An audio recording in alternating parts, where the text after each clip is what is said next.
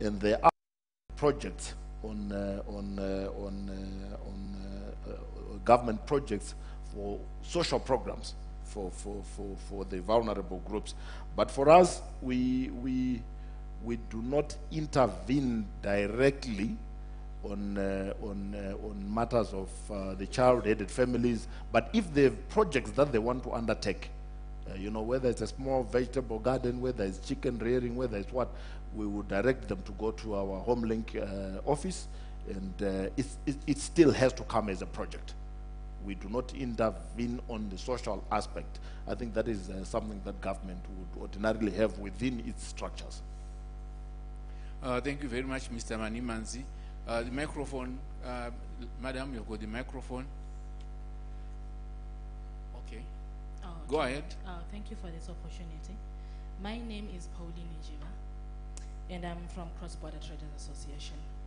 My question is directed to the representative from RBZ. In your presentation, I heard you talking about there are associations who come on behalf of people to disburse money that you give as loans. What strategy do you have to follow up whether those people were given money? And also, what strategy do you have to follow up on the project that those people are in the association are doing? Thank you. All right, we will take a couple of questions. That one was directed at Mr. Manimanzi. The other lady has got the microphone. Can we get the microphone moving as fast as possible? And also balancing the gender, please, Pauline. My name is Shemaine Bosch. I'm a youth who's looking into venturing in the tourism industry. I'll start by a comment. Firstly, I'm disappointed that there's no youth who own their own tourism business here in Bulawayo. I'm disappointed. Then I'd like to go further and challenge the ZTA itself.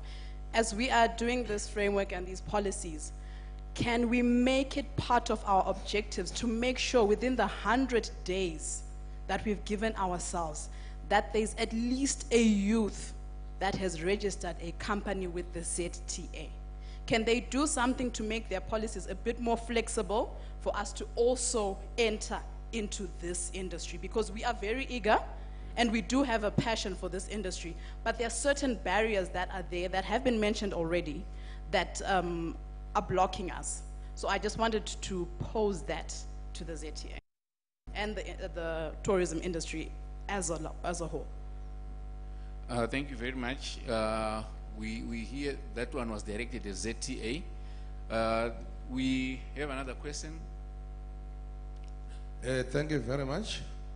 My name is Mr. Edward Mundanga. I am the Vice National Chairperson of the Disability Board in government.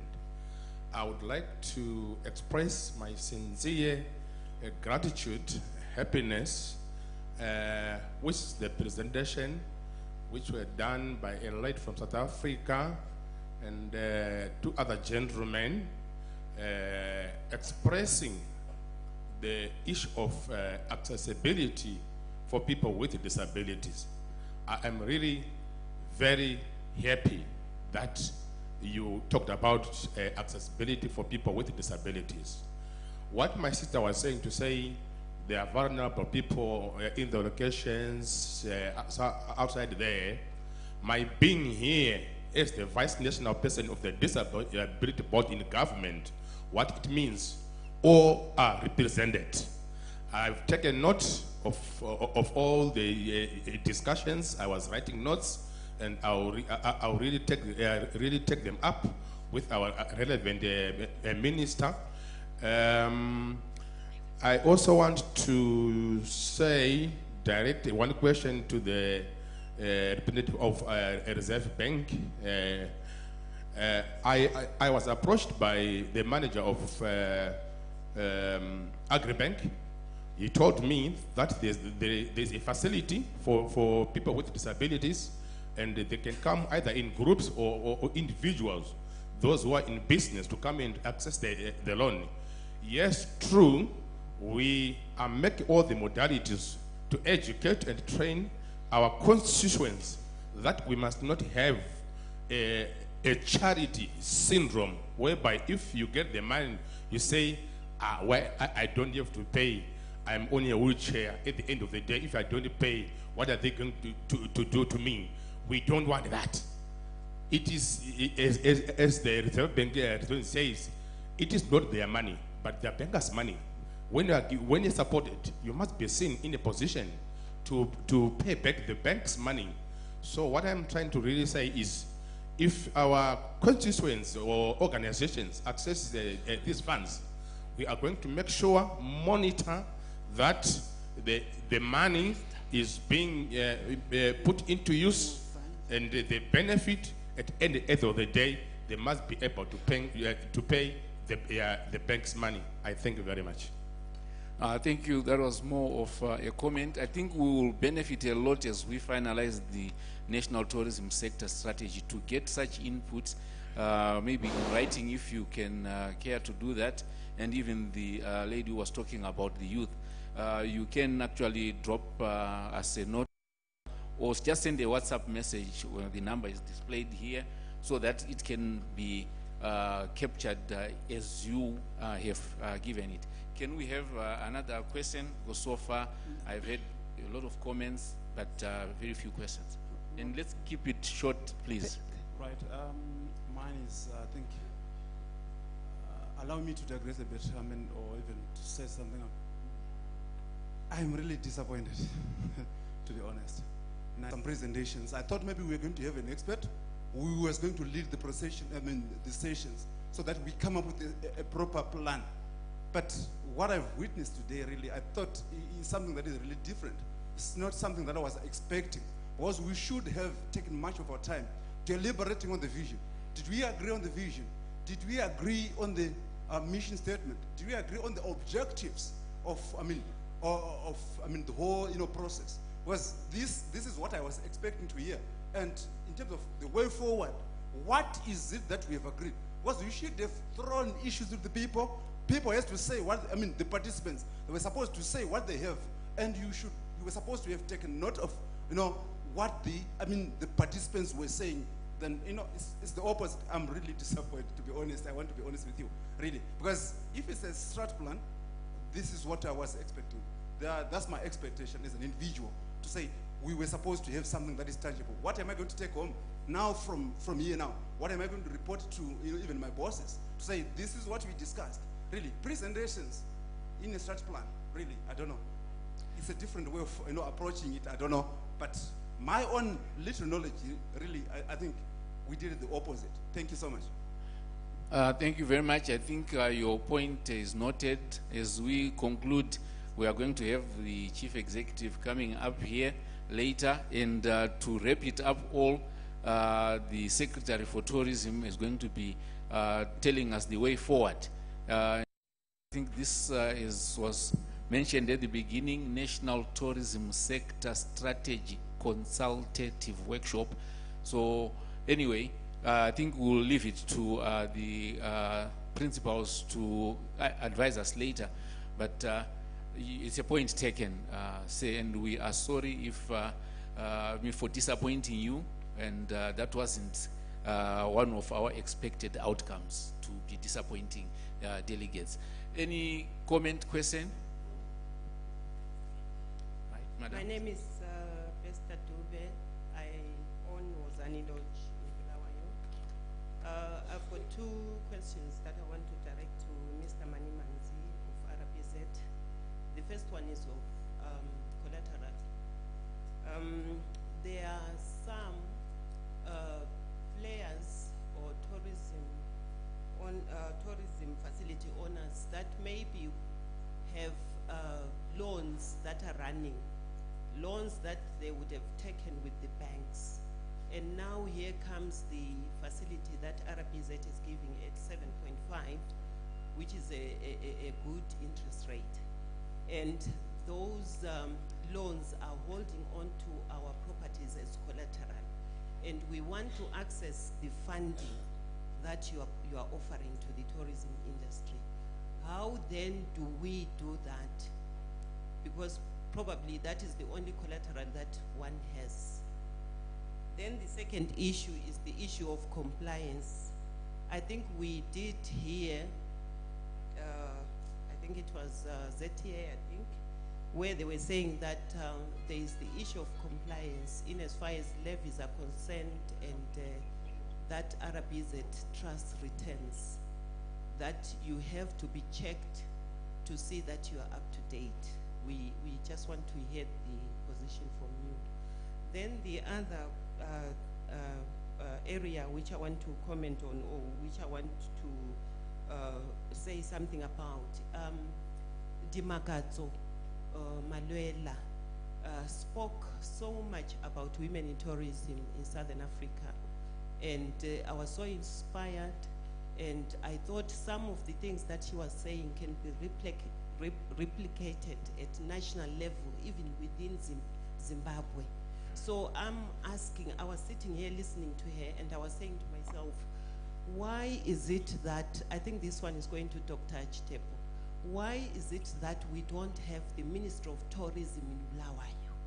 Because some of the things that she was talking about, I think they relate more to the ministry than to ZTA, which is the regulating authority. Thank you. Maybe at this juncture, let me allow our panelists to give some answers to some of the questions. I think the questions that came were directed to Mr. in the mail. Thank you. The first question related to associations borrowing. Maybe there was a misunderstanding. Associations, we do not lend to associations. We lend to groups. The association's role is to market and advertise the facility and get its members to be aware that there's a facility which they can apply for as individuals, as corporates, or as groups. We do not lend to associations directly. I hope that that clears that point. If you are a group of 5, you know yourselves, and you apply as a group to say, this is our group, we're women in business, we're these women in business, specific women, not just a generic term to say we are women in business. It's there's women in tourism, but it's the 5 of us. This person who is doing this person who is doing this, and this person who is doing this. That's the group lending that I was talking about. But associations, even the cross-border association, we don't lend to the cross-border association, but they alert their members of the availability of these facilities, and the members then come to borrow. There are certain requirements for cross-border, but I don't want to talk about the cross-border facility and how it operates. But it's group lending, not lending to associations. We would not want to lend to ZTA unless it's got its own issues that they want to fund. Then we can do that, not for them to then on lend to beneficiaries. The other question, if I may, while I'm still talking, relates to collateral. I think that's a very important intervention that Mrs. Dube raises, relating to collateral which is already pledged at a financial institution. What we have said is, in the bank is, obviously because the rates are much lower than what you are currently being charged at the banks, we can do refinancing. What that means is you can come and borrow from us and repay the loan that is more expensive, but our expectation obviously is we've got to understand what you are doing or what you did with the loan. You may have taken the loan and you bought yourself an S600 Brabus, which you're not using for tourism, which you use for your own transportation. We would want to understand what it is that you did with the money, because you will have already spent the money. So it's important for us to know what you did with the money, and then we can refinance. So, and then in terms of compliance, I think compliance is a good thing. We should comply with. For us, the TRAs, these are returns which we expect people in tourism to be filling out. What the issue is are there complications relating to compliance with TRAs, or what is the real issue? Maybe I didn't get the question. My apologies.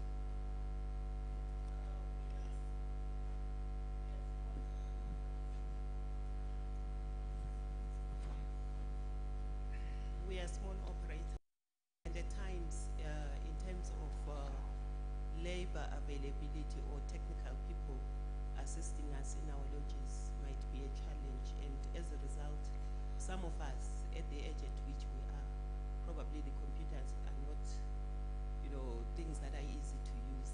So at the end of the day, we fail to keep up with the returns, and maybe we lack now I get it. I don't know how small a small operator is.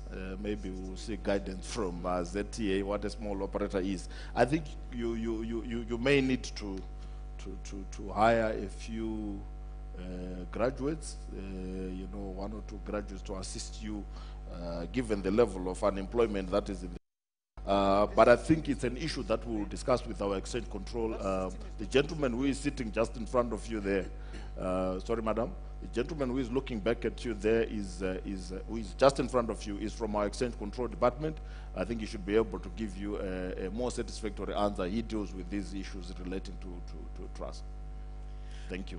Thank you very much, Mr. Manimans. I think the issue of compliance, trust, when it was developed, it was made as simple as possible. It's a very simple form. If I recall, because it was consulted when that trust was done, and trust training was done to operators. And by the way, most operators in the tourism industry are small operators, if one who really complying with the Tourism Act as well. Because for you to be on our database, you have to be complying with those. If your license lapsed 3 years ago, we will not find you on the database, and it will be very difficult for Dr. Kaseke to write and confirm that this is an operator in my industry. In actual fact, your name doesn't appear on the register of up-to-date facility. So that was just adding to what Mr. Manimanzi has said. I don't know if there was any other issue. The other issue relating to the youth entry into the tourism sector. We would want to hear about what exactly are the barriers for the youth to register, because we thought registering tourism was actually one of the simplest, and my boss said earlier on we can do that within an hour. So what exactly would be the barriers? And I know, let's not hear the usual barrier. We have heard from some group of youths where they say $150 might be too expensive to register and so on. If one wants to do business, I think one of the cultures that we need to do is, if you want to go into business, you do business, and there's some cost to doing business. So I hope that's not the barrier you're talking about. No, those are not the barriers we're talking about. I'll give simple examples. If you want to start a car hire and bus hire company, the ZTA requires that you have 5 vehicles that all have a certificate of fitness. 5. You're a youth. You are still trying to acquire items.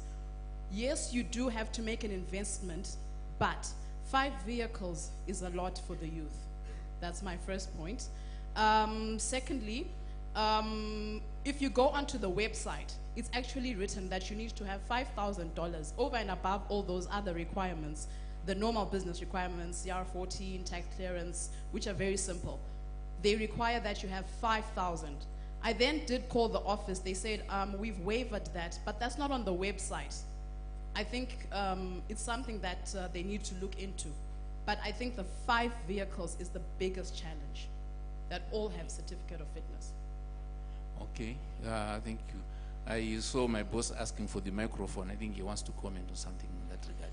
Yeah, I hope the youth are not asking for 5 vehicles without certificate of fitness. That's what we are hearing. Certificate of fitness is a requirement if you are to have a car rental company. We need that. It's a must for the protection of your clients.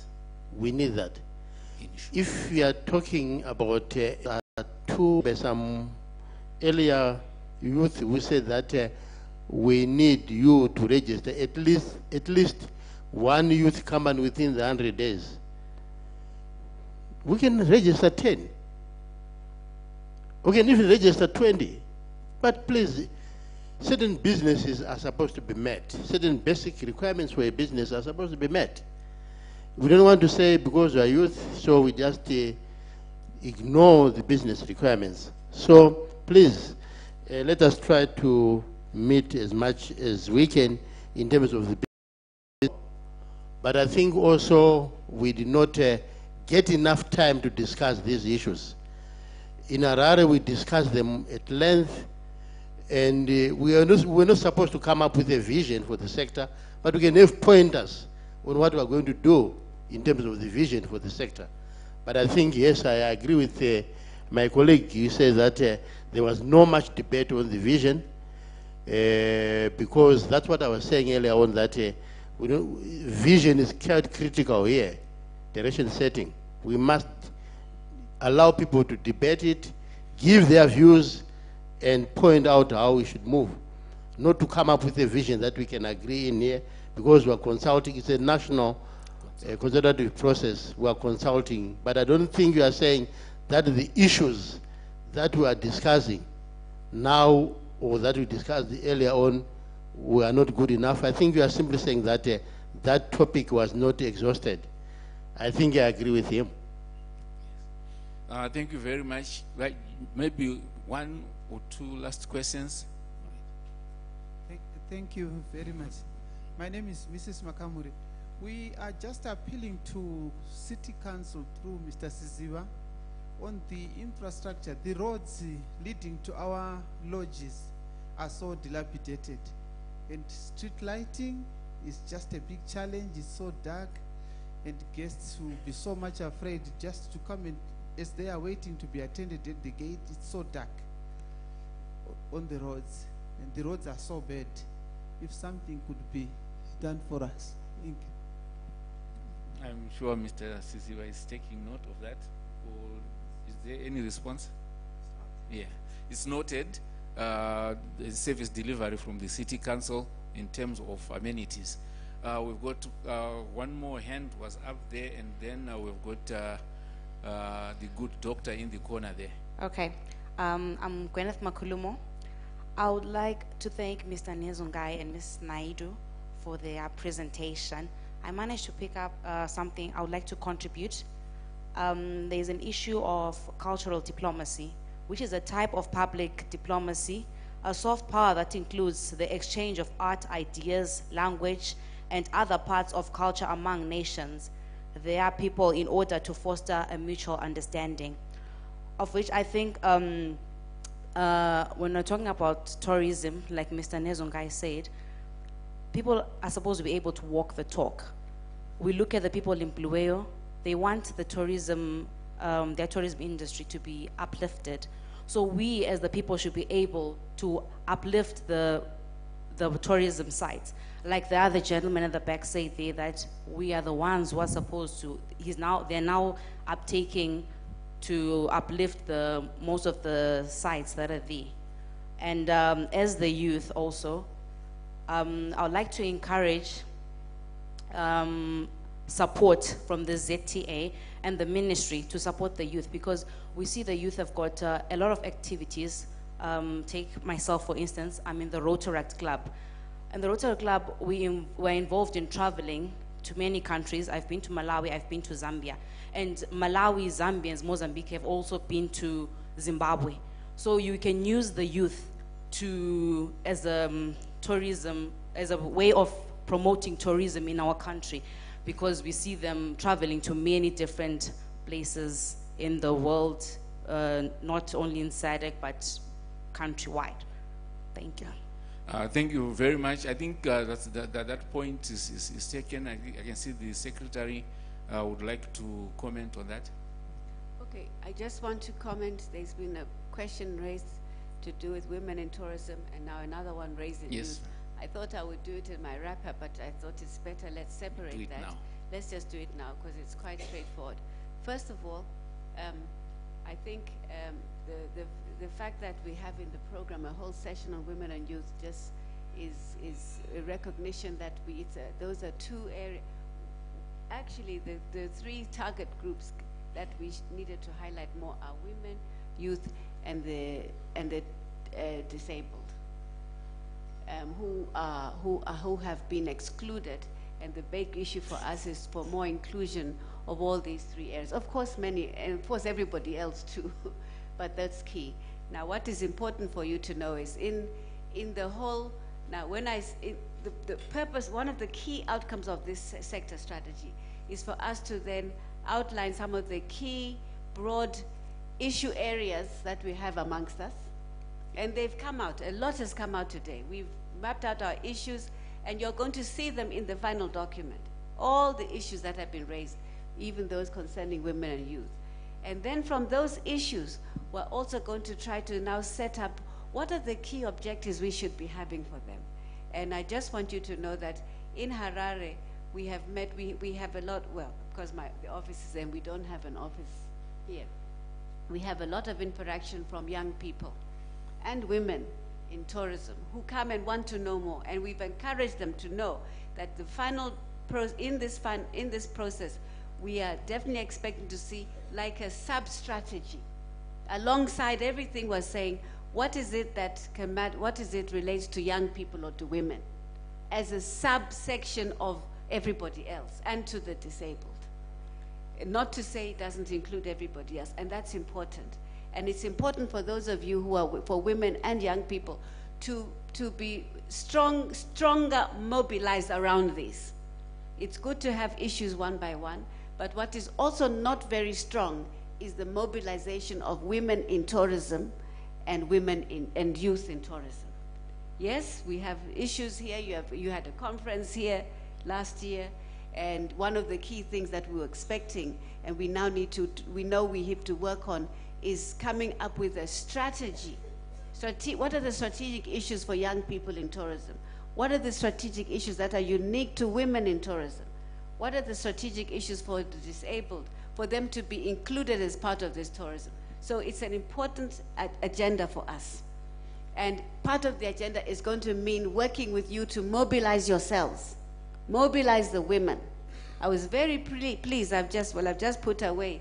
I didn't know that we are just conferring now with Dr. Kaseke. There's a Women in Tourism Association, which has got branches all over the country. It's small, but it's growing. It's even good, you know? It's good. You heard in the presentation from Dr. Malwela to say they want to assist us in that mobilization structure. There is strength and there is power in numbers. Because then, as a ministry, we can make sure that you get directly involved in collaboration with other major national programs.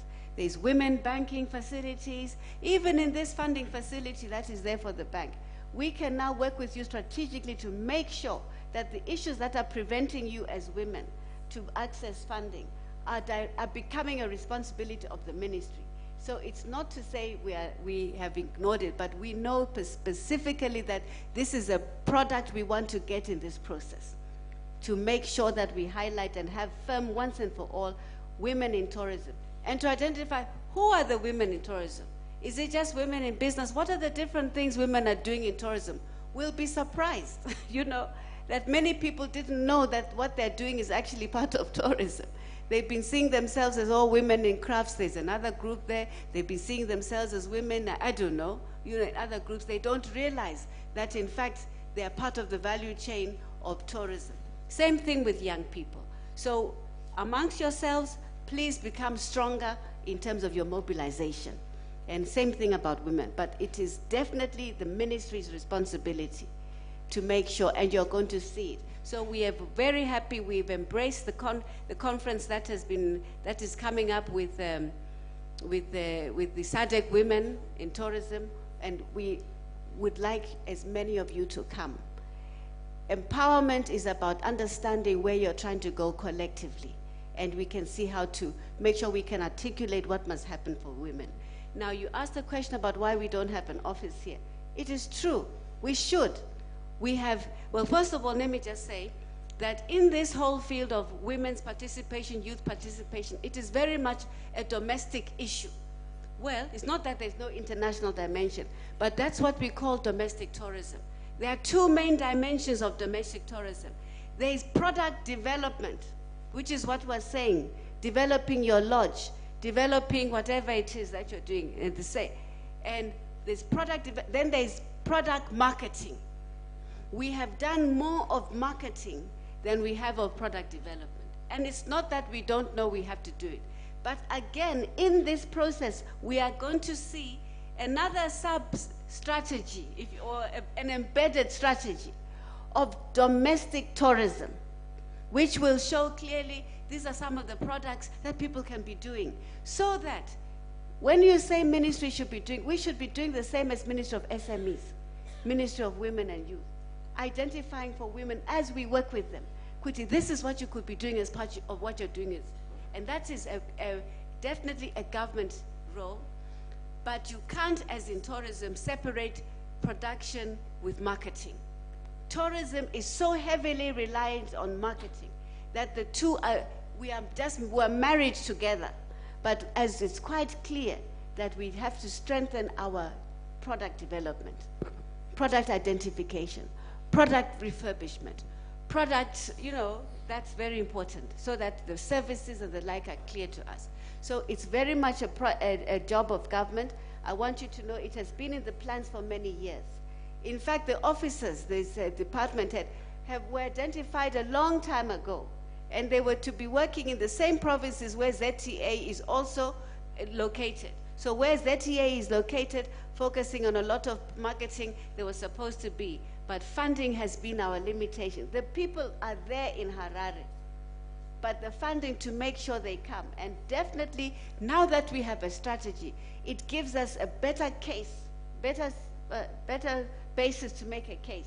Just last week on, where did we go to finance? When were we there? Friday. On Friday, we were up in the Minister's Office of Finance, right up until past 8. The key question was, they were looking at what is this you want to do in domestic tourism? You know what our budget said? We need to have money to put people in provinces. ZTA has got it, and it's a lot of money, finding offices, putting stuff there, whatever. But we can't talk about promoting tourism in this country if we don't have good ways of encouraging people to get into, directing them to where they can get support, encouraging them about how to get skills trained. There needs to be people available in the provinces to help people, not waiting to come from Harare, which has been happening now. So the officers, maybe now and again, we see that the requests are many, they make their way to Gweru, make their way to Gwanda. That's not working for us. So we were actually talking about it on Friday, but we have been expecting that once this strategy is done, we're going to now be able to make a case for funding, and funding not just locally, but funding even from other international donors, clearly stating these are the targets, this is what we want to do, and these are the kinds of projects we do.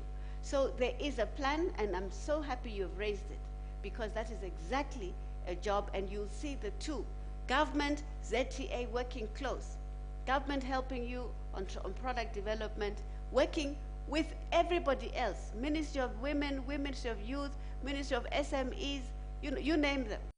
Wherever we need to be, Ministry of Culture, Ministry of Environment, getting women into as operators, and working with all of those to make sure we can encourage people, mobilize you, direct you to where you can get skills, how to start a business, how to improve your business, how to market, all those things. So we are very happy you've raised it, and believe me, when we come to validating, I would like all of you to look for this on the action plan. It's going to come, and you must take responsibility. We've taken note of what you've said.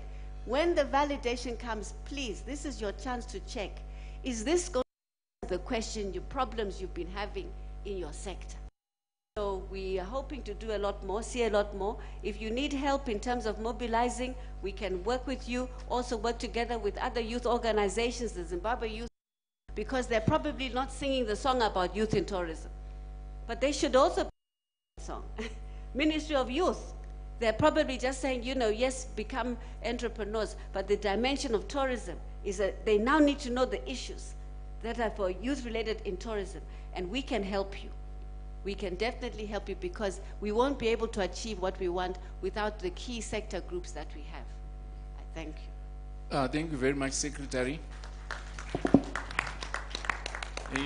It looks like we are arriving or we have arrived. Like Obama said, we are the ones we were waiting for. So we are enlightened. We are here, we are hearing those issues that need to be addressed, but I think the bottom line is structure follows strategy. Resources follow strategy.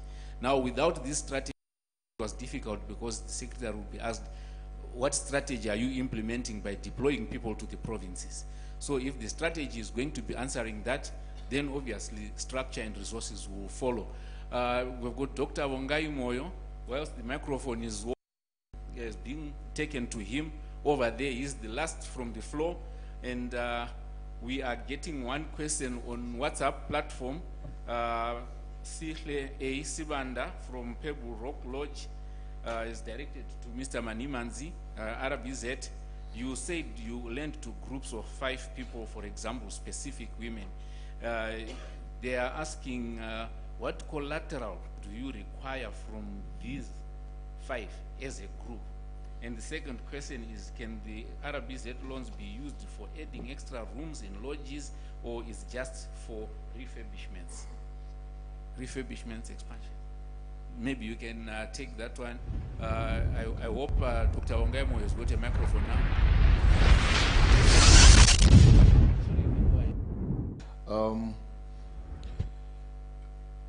I think one of the critical things, if people listen very carefully, was the challenge relating to collateral. What we are trying to do is to make sure people access funding for what they want to do in promotion of tourism. We may not necessarily be asking for collateral. These are what we call the agency loans. These are the loans that would be done through specific arrangements with certain banks and also through HomeLink. But if they do have collateral which they want to pledge, it would still be welcome. They may decide that maybe they all own lodges and they want to put those lodges up as collateral. So it's not to say we don't take collateral. We can take collateral if it's there. Because remember, we're not doing these loans directly. These are loans that are being done through the banks. And the reason why we always want the loans to be done through the banks is because in the central bank, we don't have credit assessment departments. So we want the banks to continue doing the credit assessment in terms of looking at the viability of the project. And then where the sticking issue becomes collateral, then we intervene. So the banks will still do viability assessment, credit assessments, and the banks, because we pay them a commission, will also be our eye in terms of monitoring that the funds have actually been applied to where they are supposed to go.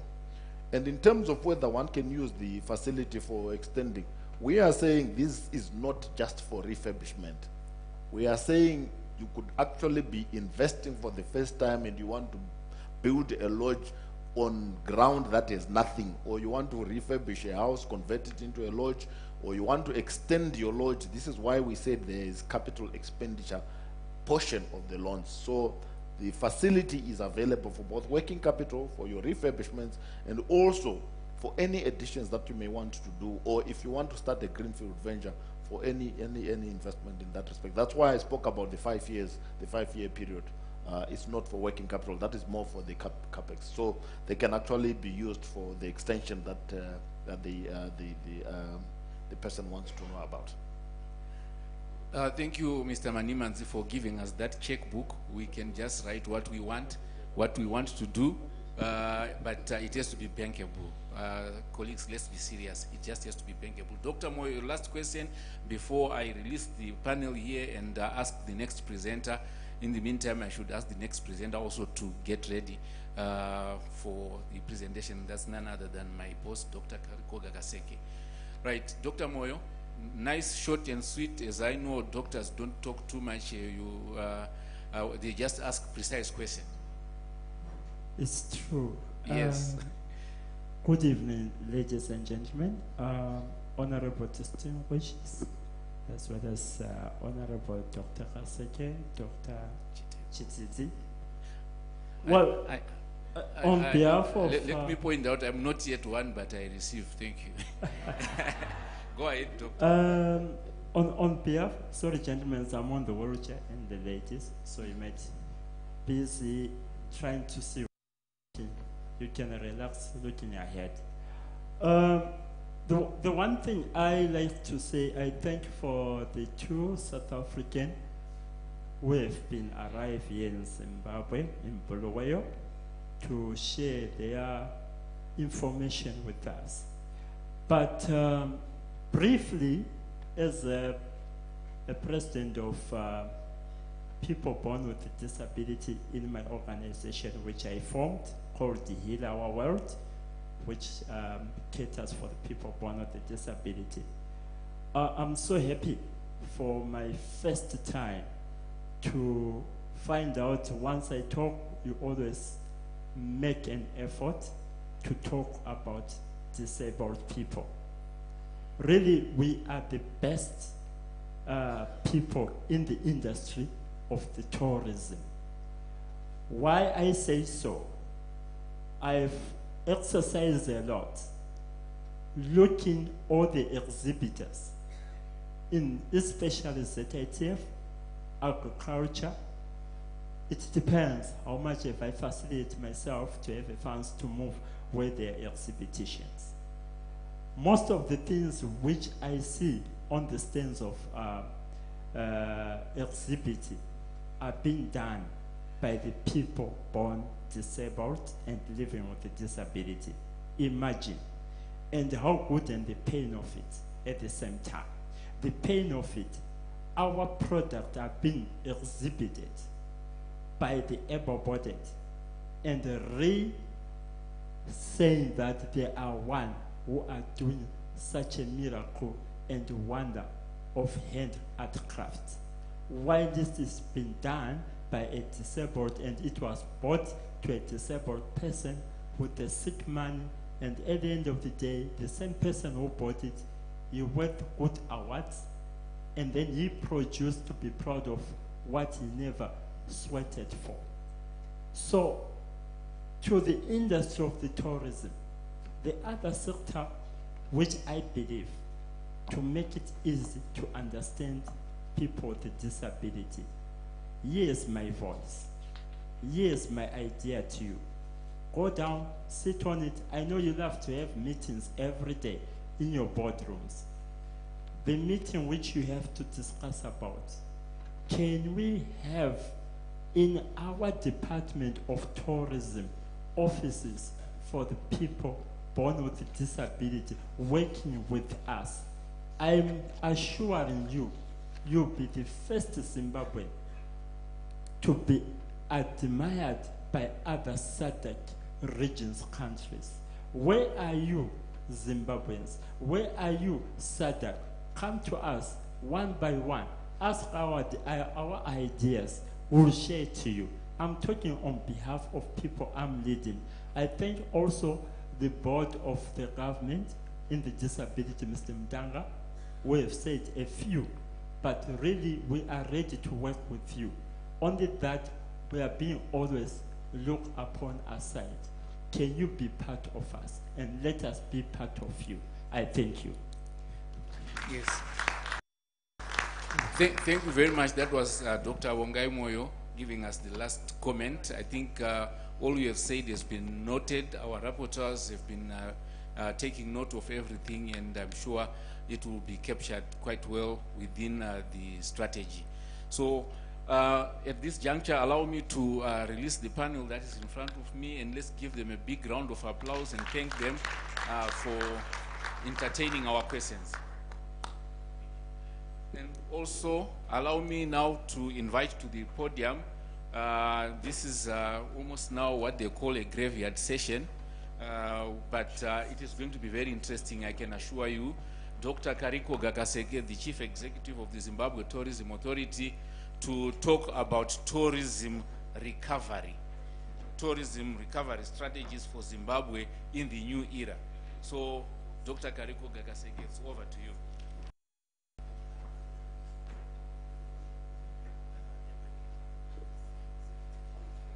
Whilst they're still working on the, okay, fine, there. I want to make a few announcements I think the youth in tourism, with their concerns, give more. Can we meet them with Matons and in the mezzanine floor before we go to the airport? Lucky enough, our plane has been delayed to 10:30, so we can meet them and hear their concerns, and we try to resolve what we can resolve. Thank you very much. Yes, this is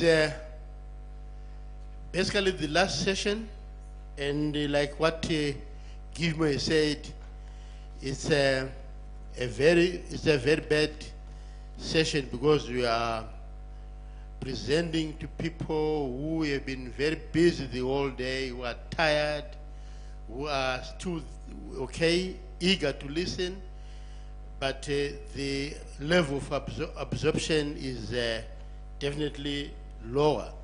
I'll try to do a very quick run of the topic on tourism recovery, which is a very important topic in a way for our purposes. But as I do it, and I do it faster so that we can quickly conclude this session, you will know that certain things will suffer in the process. So I won't be able to guarantee you that you benefit the most from this session. Presentation outline. What is recovery? That is what we're going to be talking about. What is recovery? Why recover in tourism? Why tourism recovery? How have other countries recovered their tourism? We're giving examples of other countries that have gone through what we are going through, but they've really recovered tourism. They've come up with the recovery plans. How have they recovered their tourism? And what would be the recovery initiative for Zimbabwe? Related to this is the issue of rebranding, which I shall talk a little bit because of time. So we are saying, what is recovery?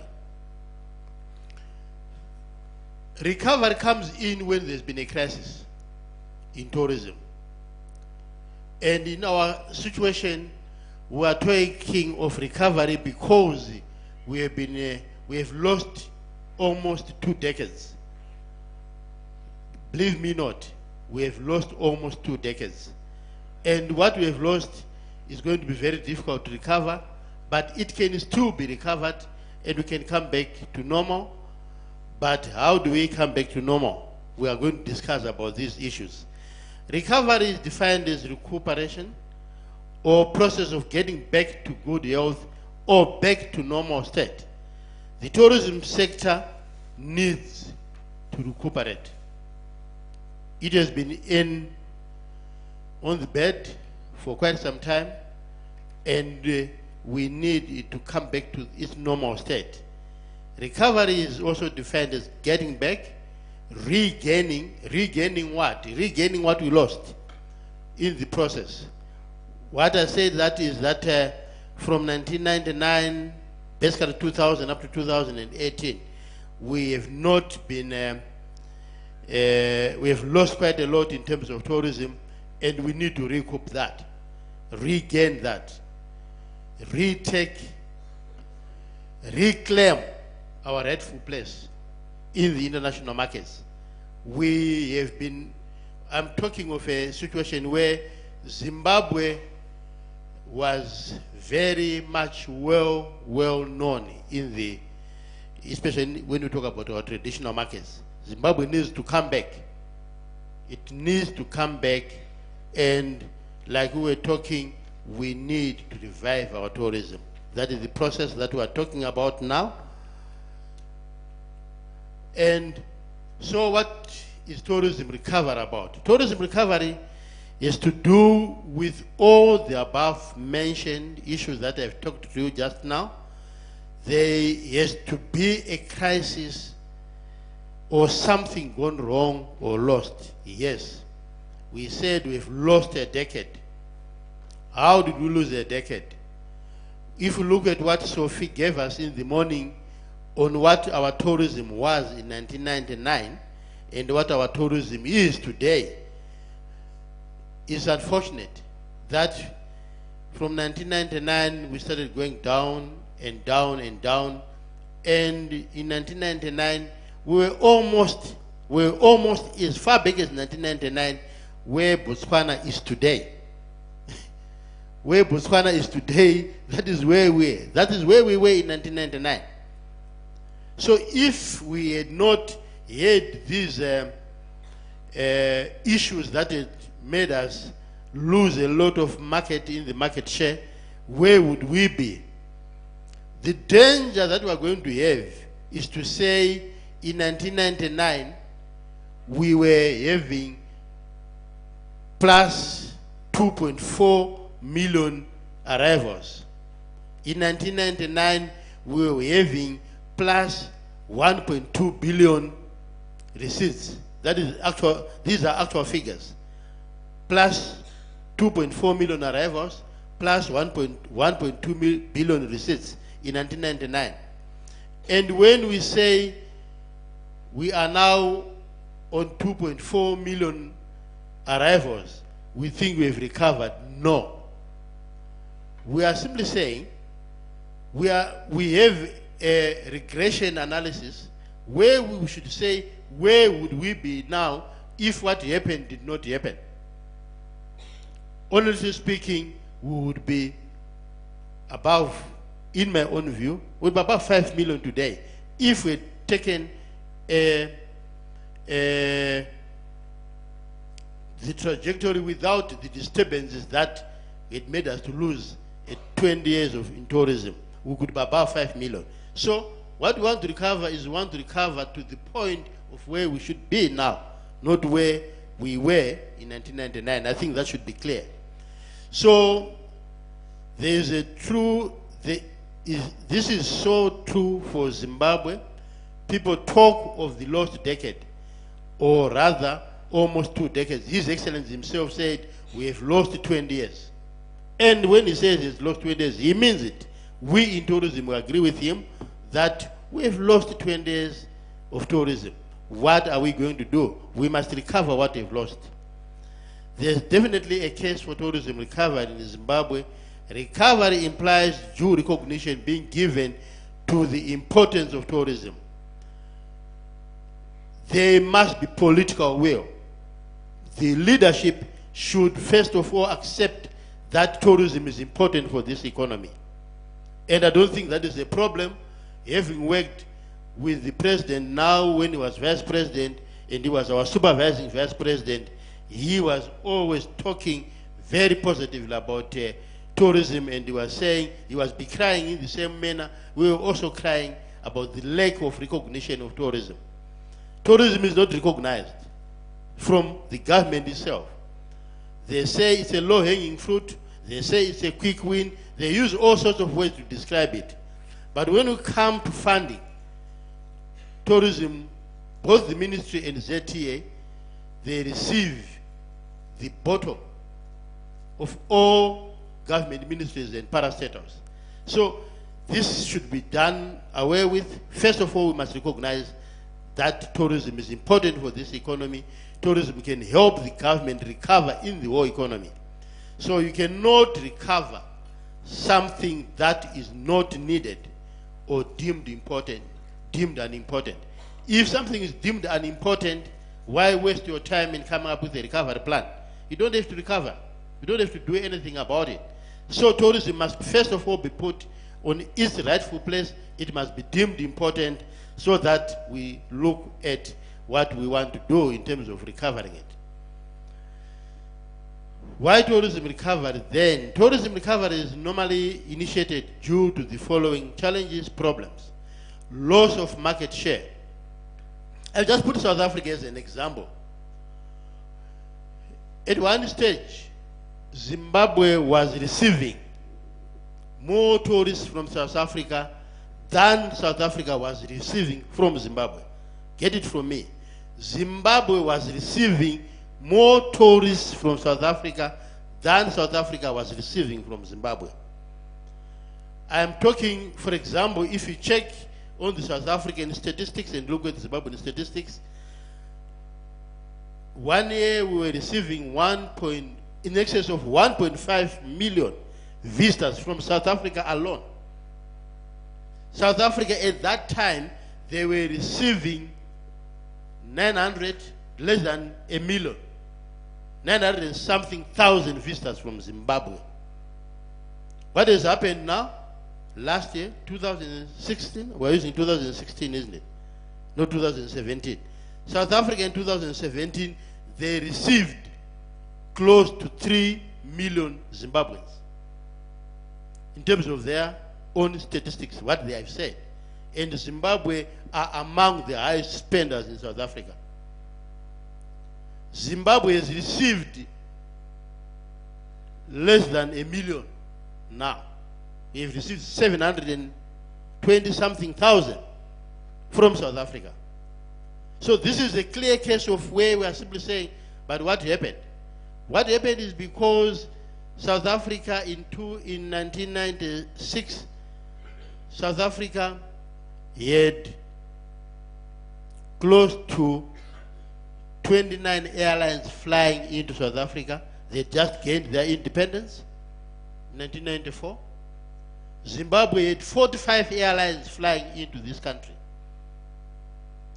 And to understanding what I'm trying to say. Zimbabwe had 45 airlines flying into this country. South Africa had 29 airlines flying into South Africa. Today, South Africa has close to 100 airlines flying into South Africa. Zimbabwe is now below 20 airlines. To be specific, 15 airlines. Is that not a loss? We need to recover. And in terms of international tourism, that has made Zimbabwe look like a non-destination. So South Africa has given South Africa as an example because we are saying, how did we lose that market? It's understandable. South Africa is a bigger market than Zimbabwe, with plus or minus 50 million Zimbabweans, South African population, including people living there as diasporans maybe. But even if we remove those, is far much a huge population. That means it's a bigger market. Zimbabwe is a small market because of the population, but the people who have gone to South Africa from Zimbabwe in 2016 are 3 million. Zimbabwe has received 700,000 from South Africa. That is what I'm saying.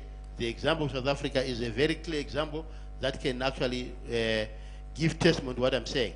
Decline in tourist arrivals and tourism receipts. We have seen a heavy decline. I'm talking about South Africa, yes. I'm talking about all traditional markets of America, Europe, United Kingdom, Germany, France. We have seen a dip in terms of arrivals from those markets, and we need to recover. Then, loss of competitive edge. Yes, we have lost our competitive edge. Why? Because of the political problems that we were having. Depressed tourism growth resulting in reduced tourism contribution to GDP and employment, etc. Stagnation and or fall in tourism investments in terms of both brown and greenfield investments.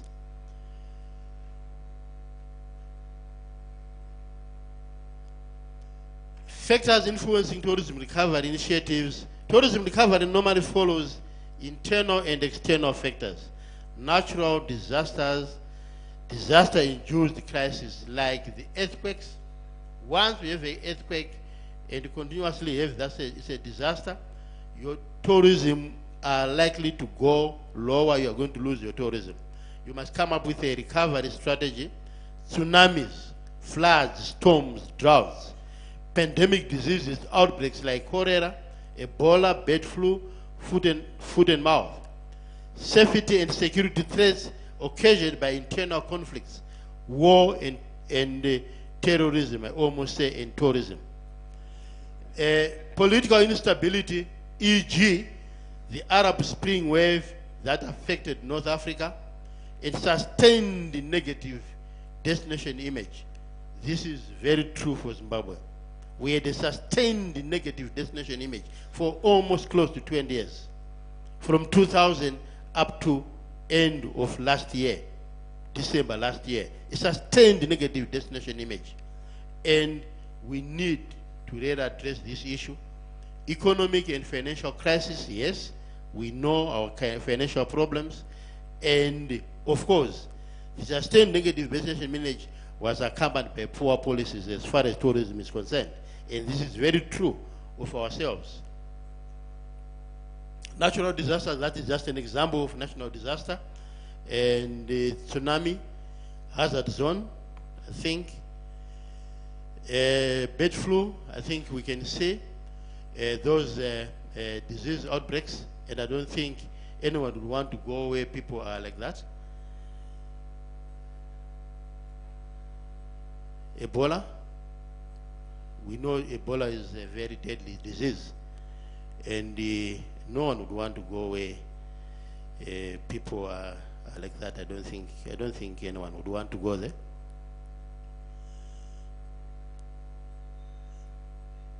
Tourism recovery in the UK. Why tourism recovery in the UK?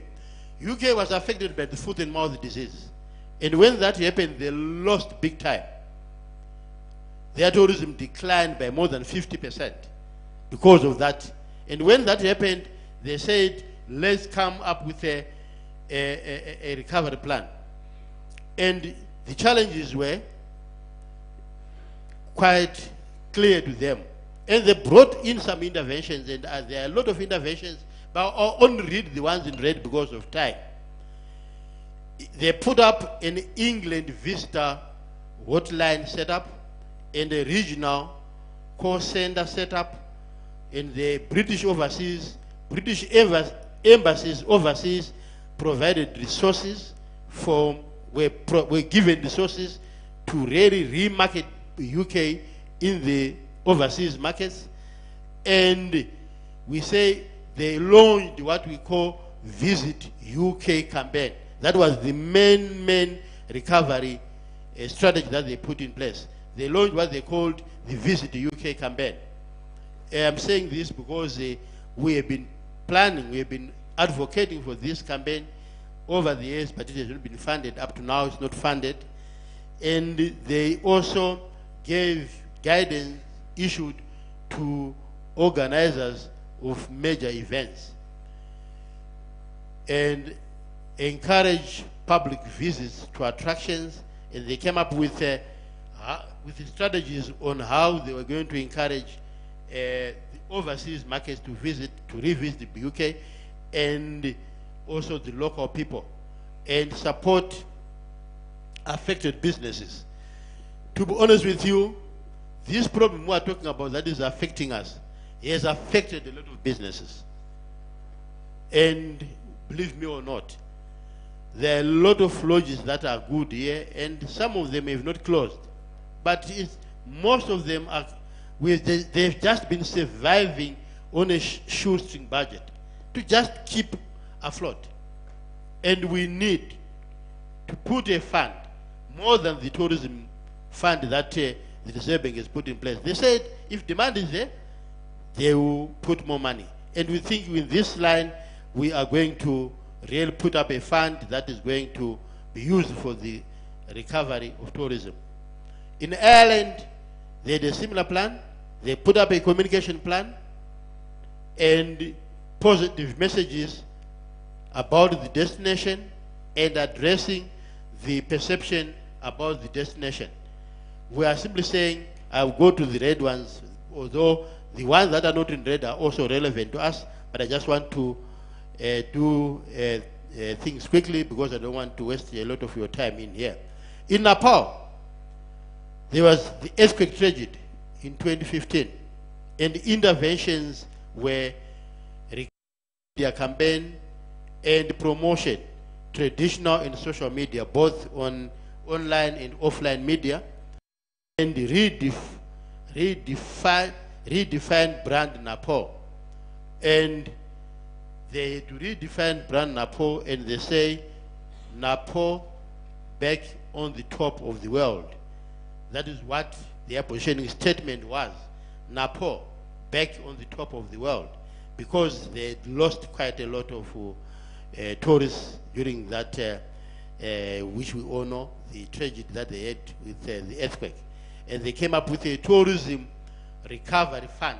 They established a tourism recovery fund to help those businesses affected when this earthquake happened. Indonesia, they came up with a tourism, they provided a fund. They put up a fund for tourism recovery, although they did all those other things, but I'm not going to them. But I think what is critical for us to learn and take home is the tourism recovery fund. We can almost see that in every country where there's been a loss of a market or a decline because of situation beyond the tourism sector, the government has come in and put in fund for the recovery of tourism. And I'm saying this because I think we should do the same. Zimbabwe's case is very interesting. The issues that affect us political are almost political. Political instability. We know that the world, especially the Western world, did not like us for political reasons. They slammed sanctions on us, and they did all sorts of things to make sure that they even gave travel ban, not travel warnings, banning their citizens from coming here because of the political situation that we were having with the West. And if there were travel warnings, we would live with them. But when they banned their citizens from coming here, refusing even to issue travel insurance, that no one should give travel insurance to anyone who wants to go to Zimbabwe. And those are the things that we want to say. They are now things of the past, and we must now recover. Sustain the negative publicity. I don't want to preach to anyone. Everybody knows the amount of negativity that we got from the international media. Cash crisis, you see, and it's still happening now. People sleeping in bank queues like we are seeing. That is a bank queue in Zimbabwe. And these are things that we must get out of. We must come up with a recovery plan to get out of this situation.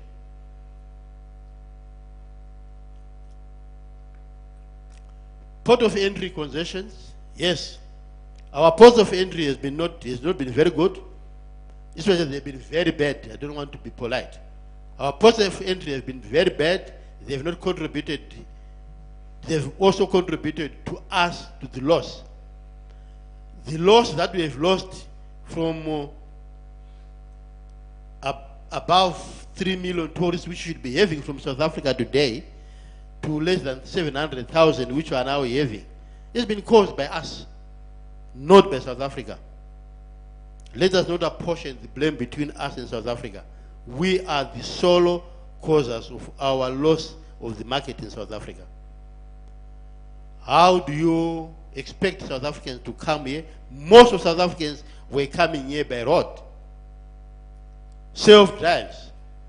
They would spend how many, if you ask the regional manager for ZTA in Beitbridge, how many tourists he had to go back to South Africa because they think it was unbearable to continue waiting at the border. 3 hours, 4 hours waiting to cross the border into Zimbabwe. And most of them said, no, I would rather go back.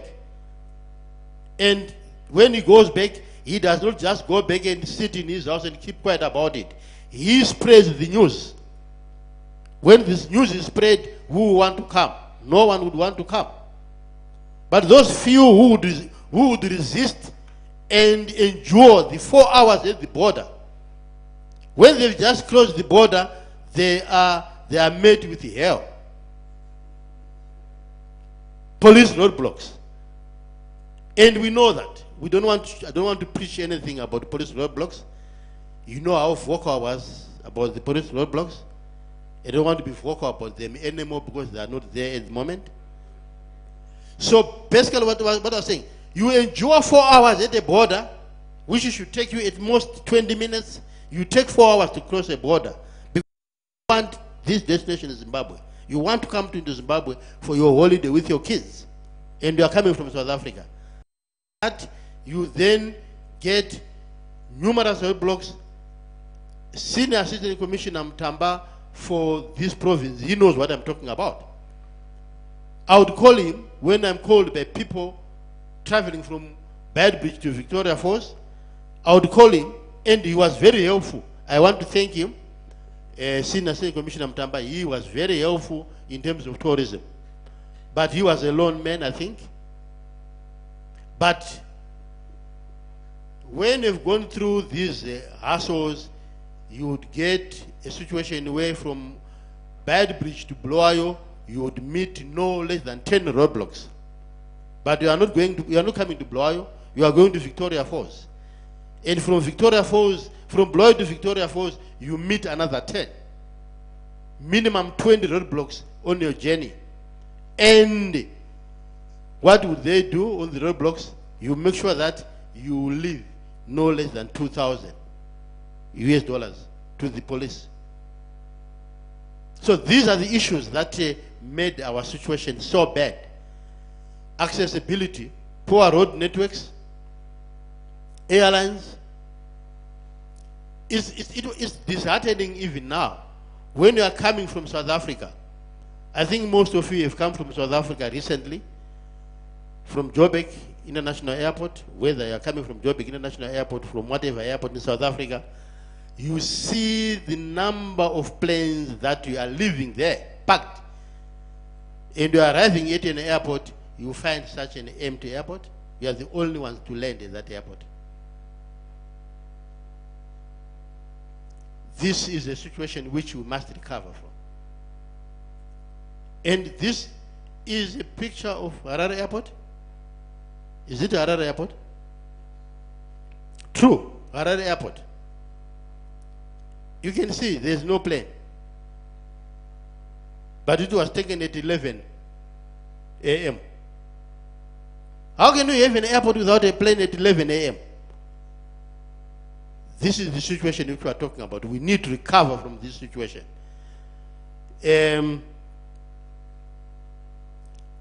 Beitbridge demonstrations. How do you come in the country through a border which is on fire? This was happening, and we know this. Beitbridge demonstration was on fire, and people are supposed to be coming into Zimbabwe. How do we do that? Sure, we need to recover from that situation.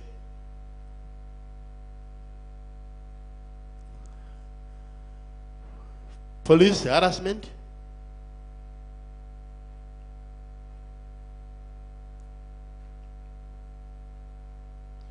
Police harassment police harassment, corruption, and police roadblocks were a nuisance to this destination, and we need to recover from that. They have caused our tourism to decline. That is in Harare. We know that street where there's that police station. The police station is almost covered with the litter. Two like that.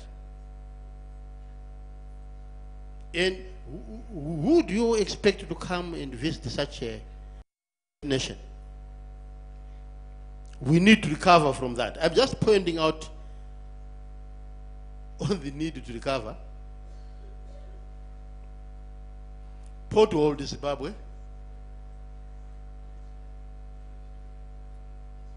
You know, this actually happened. And I know the police then arrested that man for being funny. It's a true story. How can police arrest a man who is trying to demonstrate this is how bad your roads are? He was trying to demonstrate how bad the roads are, and he was arrested by the police. I used my money to pay fine for him. I paid my own money for his fine.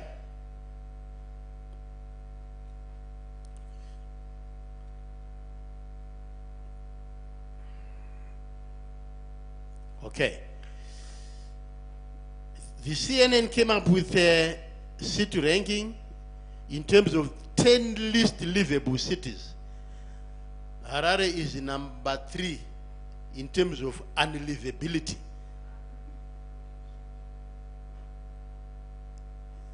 It's only better than Ukraine and Cameroon, that is Kiev and Douala, in terms of livability. But what was the problem? The problem that we were in a denial mode. When people are saying this, we start saying our detractors. You see? Whoever came with that word. Our detractors.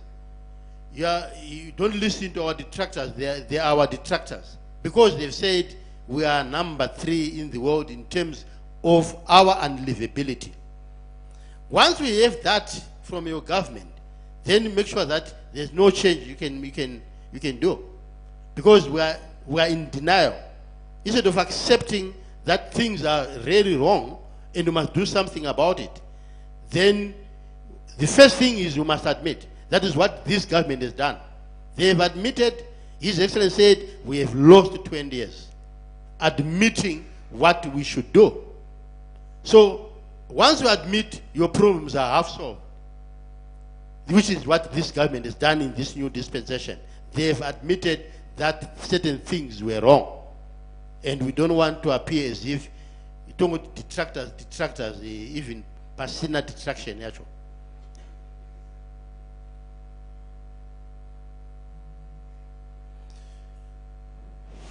Okay?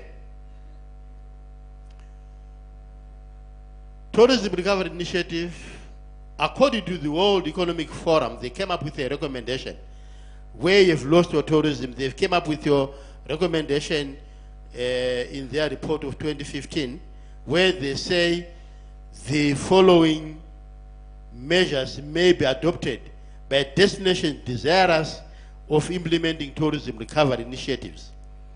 And I've just put those that I think are most relevant to us in red, which include perception management. We've been running a perception management program, and launch of strong and impactful communication campaign, provision of incentives for the tourism industry.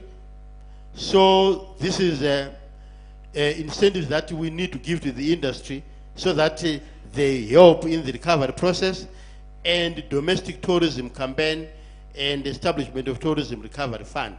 Tourism recovery fund will always come and continuously come. Zimbabwe was positioned, I'm reading from there.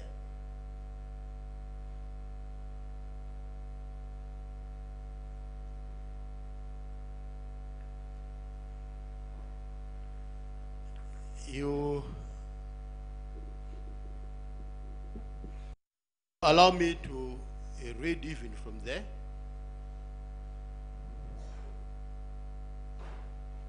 Okay, Zimbabwe was positioned and marketed Africa's paradise from 1981. I'm now talking about the relationship between recovery and rebranding. You can't recover without rebranding. Once you want to have a recovery plan, it must go on with a process of rebranding. Rebranding is critical, and is critical for any recovery process. So I'm just saying that things that we think should help us as take-homes. Zimbabwe was positioned and marketed as Africa's paradise from 1981 to the current brand was launched in 2010. Why did we launch this current brand in 2010? Who remembers? Those who were in the tourism industry, and we decided to launch this brand. Who remembers? Maybe ZTA, but it's this, you can inform them why we launched this brand in 2010. dimensions why we launched and why specifically in 2010. So there are two dimensions. First of all, the Africa's Paradise was obsolete. That's just before that, that's when we adopted the Look East policy, and when we tried to go into the Middle East market and Asia. Thank you. What is this? It was Gare, you pass. I'm trying to remember. There was a 2010 South Africa in June was hosting the World Cup, and in March 2010, Zimbabwe and all other countries were invited to South Africa to be briefed on the preparation South Africa had done in terms of hosting the World Cup. And tourism authorities of the SADC region were told to come and present how they can help South Africa, and they asked their marketing organizations to come and present what they would do. So I went there with the Henrietta Schweier and some officials from ZTA. And when I presented the destination brand then, the positioning statement then, which was Africa's Paradise, I was laughed at by two ladies away from Botswana. No, it's a true story. They laughed at me, said, Africa's Paradise, you, Zimbabwe? Paradise when you are doing this, you are doing that? So what do we call ourselves as Botswana if you are a paradise? And I had a meeting in a half, ashamed for what I had said. I wished I had not gone there. So I came and I said, let's change the brand. So we changed the brand from Africa's Paradise. That was the main cause. When I came, I told what is this in a staff meeting that what had happened in South Africa, and they all agreed with no, let's change the brand. That's how we changed the brand. What we are trying to give is academic. That was not. It was not an academic exercise. It was an issue that we were reacting to what our colleagues from Botswana had said to us in the view of all other 14 SADC countries. They loved their lungs out. So that's how that is the main reason why we changed the brand. Whatever we say is just academic, is just justification, but the main reason is the two ladies from Botswana, I can't remember their names, laughed at us when we say we are Africa's Paradise. They actually said, so what is Botswana if you can be a paradise? So basically, that is why we changed the, yes, everything that goes on there about history, I don't think it's necessary. The Rhodesia Super, I don't think it's necessary. And destination brand, what we are simply saying is that a recovery process would go with a rebranding. Without rebranding, there's nothing we are doing if you want to recover. Currently, we are using Zimbabwe, a world of wonders. A world of wonders was, when we came up with Zimbabwe World of Wonders, my friends from Botswana called me. They say, you've decided to change your positioning statement. You are now a world of wonders. I said, it's better than Africa's Paradise. Then they cited some incident which had happened with the police, where I think that was when the head of the trade union COSATU in South Africa was he landed at the airport and he was denied the entry, and he was taken by road to Bedbridge, and he was then told to go back to South Africa by the previous regime. Yeah, they said, you are a real world of wonders. Why are you doing that to a fellow citizen?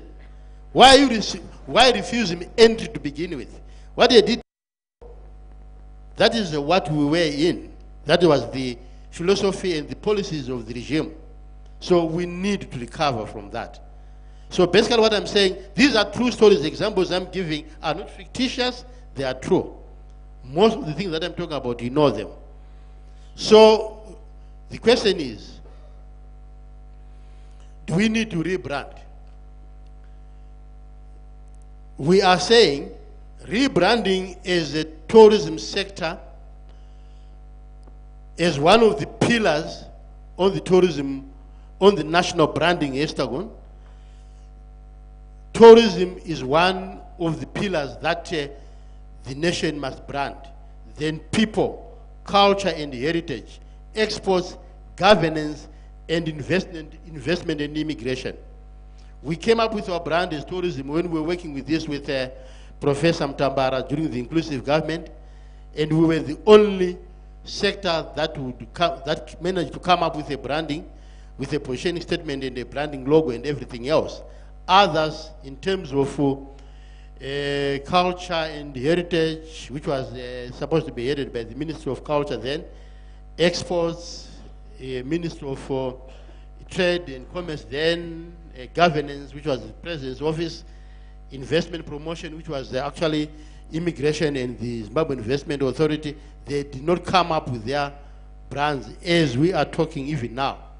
But the national branding process has taken off, which is being led by the Office of the President and Cabinet. We are waiting to see how they come up with the national brand, but we cannot wait for them to come up with a national brand before, because that should be the case. But we'll continue and go ahead and come up with our tourism brand. The question is, do we need to come up with a tourism brand when we have got what we call Zimbabwe World of Wonders? Those are the 8 reasons why a company or a destination should rebrand. I'm not going through them, but those who want to will give you the slides. But Zimbabwe's rebranding process has started and is in earnest being led by the Office of the President and Cabinet, Ambassador Movie, who is leading the process. And the destination brand, we are saying we have one, but the question is, are we saying it is most appropriate? It is imperative for Destination Zimbabwe to come up with a tourism recovery plan. That is critical. In developing the recovery plan, it is important to leverage on the enabling environment brought about by the new political dispensation. The new political dispensation has brought wonders for us in tourism. Tourism is actually the biggest beneficiary of this new political dispensation. People were crying the most in the old dispensation, and we know why we were crying the most. Everything that was being done, we thought it was aimed at frustrating tourism. But now that we have got a new dispensation that is pro-tourism, I think tourism should be happy and should actually celebrate more than anyone else about what this new dispensation has brought to us. In so doing, it is vital to learn from other destinations' tourism recovery experiences. We have looked at the UK, Ireland, Nepal, how they've recovered their tourism. And recovery is important not only for tourism, but for other sectors, for the benefit of the national economy. The question is it time we should revisit our destination brand, Zimbabwe, a world of wonders? Is it time we should revisit our destination brand, or we think our destination brand should be made to stay in the recovery process and we just retweak it, and we think our destination brand, we from ZTA, we came up with the brand and we shared it with the industry. We saw a lot of players in the industry sharing even on their promotional or marketing material advertising, also advertising the destination brand. The destination brand is not for ZTA. The destination brand is not for the Ministry of Tourism. The destination brand is for the sector. So once the destination brand has been agreed upon by the sector, the sector must use it on promotional material, whatever they do. So basically what we are saying is it time for us to revisit our destination brand, Zimbabwe, a world of wonders. Whilst the President's office is busy with the national branding process, which needs to be expedited, we must concentrate on the destination brand as the tourism sector. So I'm saying, is it time we revisit the destination brand?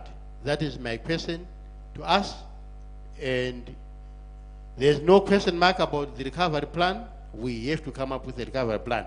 We have lost quite a lot, and we need to recover what they've lost. So I want to say, I've taken a lot of your time, but I've tried to be fast.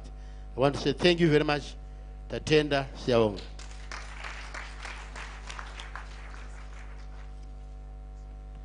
Thank you very much, Dr. Kaseke, for going through a 3-hour presentation in less than 30 minutes. Ladies and gentlemen, can we all rise for a few minutes? Something nice is going to happen, right? I can see we're all tired. Now, this is a very little game. I'm not going to ask you to stretch too much, but I think you see what the secretary is doing. I think you need to stretch your muscles just a little bit. And when you have stretched your muscles, one little thing. Now, assume your head is screwed on top of your body. I want you to unscrew it. Go ahead. Right? Now take it off nicely. Right? On your side. And put it, without letting it fall, under your armpit. Here. And hold it like you would hold a bag. Now with the other hand, can you unscrew your kneecap? Right? Take it out nicely. There. Can you please put it in your mouth? But I thought your head was here. Thank you very much. Right. I just wanted to test your level of concentration at this point in time. Can I invite Dr. Chitepo to come and give us some closing remarks and the way forward as we come to the end of this session? And I think, Dr. Kaseke, thank you so much for enlightening us on the recovery strategies.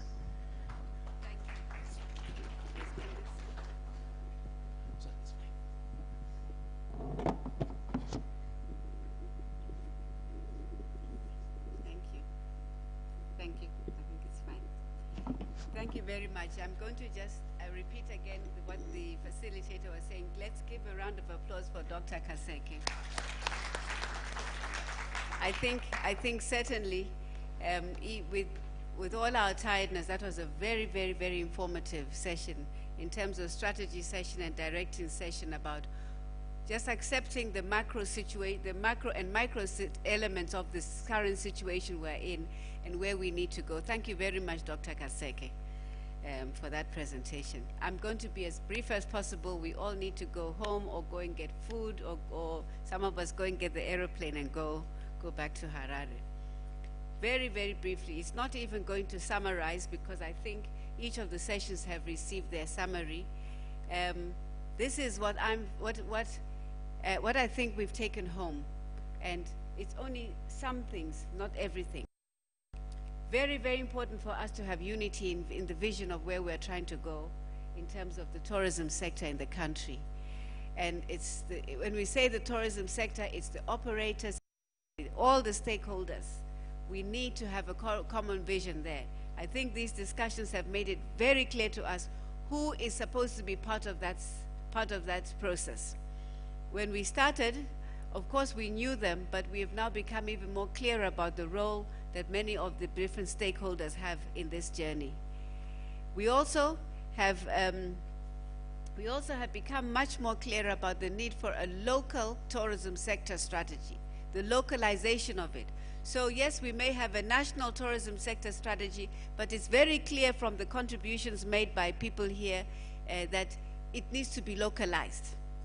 each and every one of you will look at the situation and look at how it relates to your particular kind of operation, for your particular kind of products, and see how you fit in. So that we will come up with a national strategy, but for all intents and purposes, it needs to be localized. Then we've also learned collaboration is key. Nothing is going to work in tourism without collaboration. And I won't say more. We have to work together. The other thing is people are at the heart of tourism. Anything you say about tourism is impacting, is either produced by or impacted by or affected by people. So if there's any sector that really brings on all dimensions and experiences or perspectives of people, it's tourism. Whether it's political, social, economic, entertainment, or the like, it's all about people. So we know more than any other industry how we need to be able to be working on what makes people happy, what makes people satisfied, what makes people feel at peace. And that's what we're trying to be selling and marketing to people. The other is that the products are very important. The quality of the products, the diversification of products. The fantastic presentation we got today from the head of the Bulawayo School, of the amazing number of things we should be doing about, that we could be doing with respect to the tourism product. And then making our products competitive. Doesn't help having a product if it's not competitive. So the product is key, just like the people are key. Then, of course, at the end, it's got to make business sense. We know we need to get funding. We know we're all funding tourism in some way, but it's got to be profitable. It's got to be profitable economically. It's got to be profitable socially. The people must find meaning in what we're doing in tourism. You can't do a tourism activity if there's no meaning or relevance to it. So the profitability is both social and economic, and also environmental.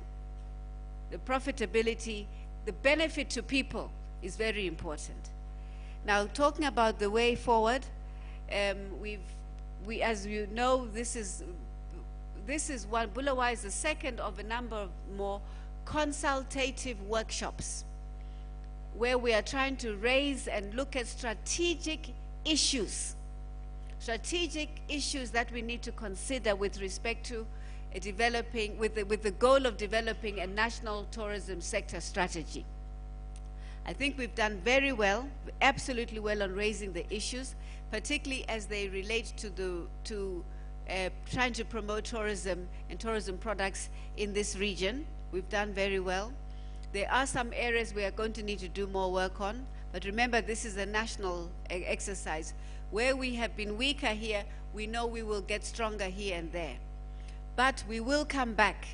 When we come back, some of you are going to be involved in looking at and commenting on a draft strategy. Better still, some of you will even be involved in commenting and on the final draft, or next to final draft, on what we call the validation of that. And as I said, mentioned it earlier on, if you're invited to, or if it's a public event like this, please come, because it's going to be very important for you to see whether the issues you have been well represented, and that in fact you can use it as a basis for justifying additional resources, additional support, not only just from Zimbabwe government, even from private sector, from the bank, from partners in the non-governmental sector. It will justify collaboration between yourselves and other people. So that sector strategy is very important, because you as operators or as individuals will use it to say the national sector strategy is trying to get here. We in our little project are trying to do this. And so you've got something to make the basis. That's why it's very important for you to get that. And then, so we will be back. We are hoping within the 100 days to at least have come have come so far. We would have liked to have completed the whole exercise. We can't promise, but if we don't finish it in the first 100 days, it certainly will be finished in the next. Just because there's a lot more work putting together the issues that we have heard from yourselves and that we will hear from other people. And then having a team of people put together all the reports of the comments that have come from people, making sure they're well structured, well grouped, the issues are grouped, so that we can come up with something that is of value. I also just want to say finally that the last presentation that has been given by Dr. Kaseke is of prime importance.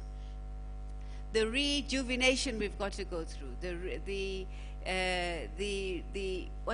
what was it called? The recovery. It's not rejuvenation, recovery. But also very important link to that is the new branding, the rebranding. And the rebranding is not just going to be something out there. It's us. We are going to have to rebrand ourselves, re-look at issues ourselves. So I'm appealing to you to look at all these issues of branding at a very personal level. Remember, tourism is about people-to-people interaction. If you don't see that you are now moving into you're now taking yourself to a different way of looking at things, a different perspective, you won't fit into this branding exercise. The way to fit in is to say to yourself as an operator or to your company, what does it mean for us?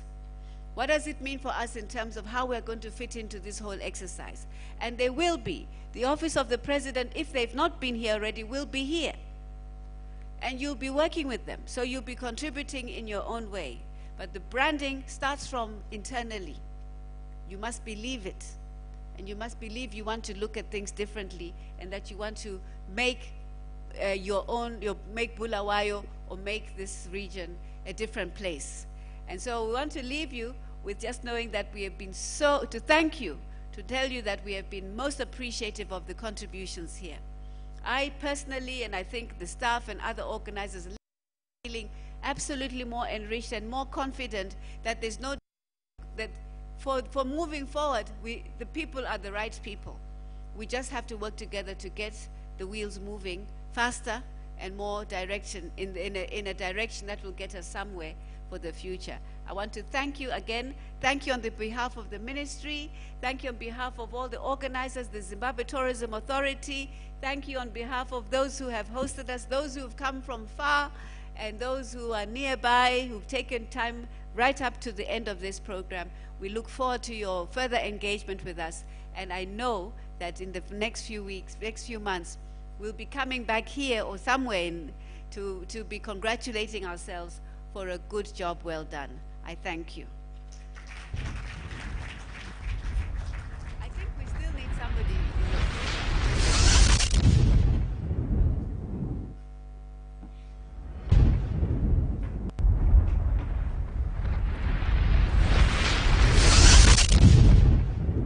Let's all give a big round of applause again to our secretary, Dr. Chitepo. And thank you for spending all this time with us. I think it has been a very productive session. It has been very long, but I think while she has given us the vote of thanks already, and I've just been asked to advise the team that is leaving for Victoria Falls tomorrow by bus. I'm told it leaves at 10, so you better be ready to leave at 10 tomorrow morning. So I think from me as the director of ceremonies and my co-director, Mr. Runyowa, and the crew behind the scenes, there have been so many people working here. We would like to say thank you very much. Have a blessed evening, and travel safely wherever we are going to our homes. Others are going to travel beyond Bulawayo. Thank you so much. Good night.